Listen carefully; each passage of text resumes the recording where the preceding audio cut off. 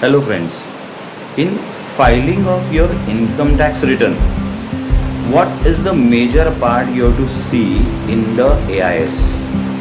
So basically the AIS is to be reconciled with whatever the income sources and the source document you have with you. Because many times it may happen that there is some income which is reported in your AIS which is not your income, and it may be a incorrect entry or erroneous entry. Now if you don't reconcile and you don't challenge that particular entry at that same time, silence will be deemed to be the acceptance by the department.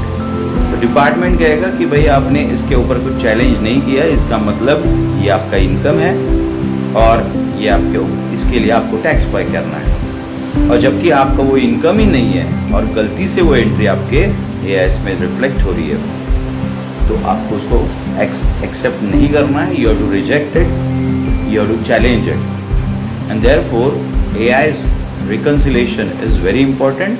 Because 26 AS से कुछ ज़्यादा information AIS में दी जाती है, और वो जो information 26 AS के अलावा 26 AS क्या देता है, सिर्फ TDS कितना काटा है, किसने काटा है और कितने अमाउंट पे काटा है, और एडवांस टैक्स कुछ पे हुआ है, सेल्फ असेसमेंट पे हुआ है या नहीं हुआ है. But when you talk about AIS, it gives the information about the asset which are purchased, asset which are sold, as well as certain information is fetched from your 3P.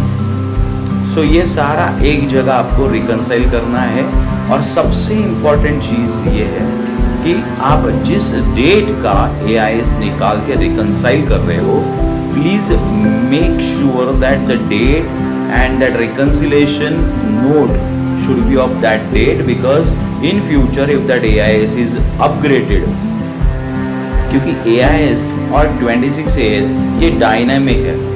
जैसे ही कोई return file करता है TDS का 285B का, तो वहाँ पे आपका ये AIS और 26 AS अपडेट हो जाते हैं. तो ये आपको इसमें you have to take care that these reconciliations are on the record as on that respective date when you are preparing the return and uploading it.